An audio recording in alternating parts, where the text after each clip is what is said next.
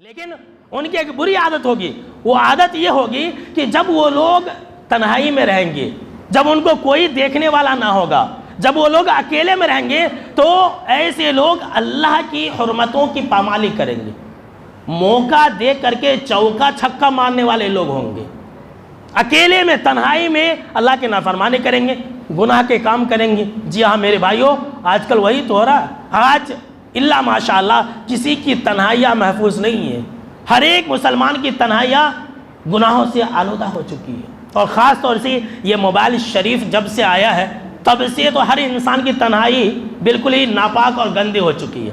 انسان اس کا غلط استعمال کرتا ہے، سمجھتا ہے کہ کوئی نہیں دیکھ رہا ہے، اور کتنے ایسے لوگ ہیں کہ رمضان کے مہینے میں تنہائی میں کیا کرتے ہیں، موبائل میں وہ غلط سلط چیزیں دیکھتے رہتے ہیں۔ رمضان کے دنوں میں لوگ یہ سمجھتے ہیں کہ روزے کی حالت میں نہیں دیکھنا، رمضان کے دن اور رات دونوں برابر ہیں۔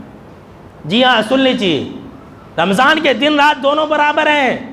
بہت سارے لوگوں کو دیکھا جاتا ہے کہ ٹائم پاس کے نام پر اپنی تنہائیوں کے اندر وہ ریلز دیکھتے رہتے ہیں۔ آج کل ریلز کا زمانہ ہے نا، ہر کوئی اپنی انگلی سے آگے بڑھاتا رہتا ہے، اس کے اندر ڈانس، میوزک، بے حیائی، ادننگی لڑکیاں اور ہیروئنیں ہوتی ہیں، ڈانس کرتی ہے، روزے کی حالت میں ایک انسان دیکھتا ہے۔ اللہ کی پناہ، یہ 2 منٹ کی جو آپ کی آنکھ کی لذت ہے نا، یہ ایک ایسی خطرناک لذت ہے جو آپ کی تمام نیکیوں کو ضائع و برباد کر دے گی۔ میرے نوجوانوں، آپ تنہائیوں کی حفاظت کرو، یہ نہ سوچو کہ کوئی نہیں دیکھ رہا، یہ نہ سوچو کہ ماں باپ نہیں دیکھ رہے۔ ماں باپ نہیں دیکھ رہے تو کیا ہو گیا، اللہ تو دیکھ رہا نا، فرشتے تو لکھ رہے ہیں نا، یہ ہمارے ہاتھ کی جو انگلیاں ہیں وہ تو گواہی دیں گے۔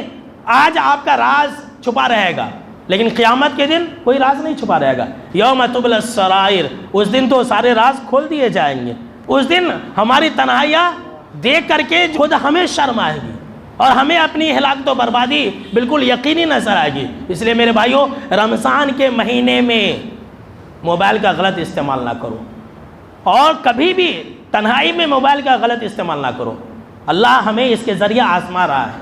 ہر دور کے اندر آزمائشیں ہوتی ہیں، اور یہ اس دور میں تنہائی کے اندر ہم موبائل کا کیا استعمال کرتے ہیں، اللہ اس کے ذریعے ہمیں آزما رہا ہے۔ وَمَن يَخَافُ بِالْغَيْبِ، اللہ یہ دیکھ رہا ہے کہ کون اللہ کو دیکھے بغیر ڈرتا ہے۔ اگر تنہائی میں غلط استعمال کریں گے موبائل کا تو سارے نقصانات ایک طرف، اس کا سب سے بڑا نقصان یہ ہے کہ آپ کی تمام نیکیاں ضائع اور برباد ہو جائیں گی۔ کیا کہا آپ صلی اللہ تعالیٰ علیہ وسلم نے کہ جو لوگ تنہائی میں گناہ کا کام کریں گے ایسے لوگوں کی تمام نیکیاں ضائع اور برباد ہو جائیں گی۔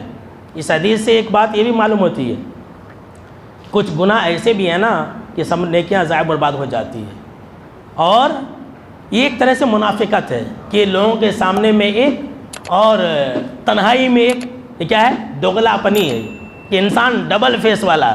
تو یہ ایک ایسی چیز ہے جس کی وجہ سے اللہ رب العالمین تمام نیکیوں کو ضائع اور برباد کر دیتا ہے۔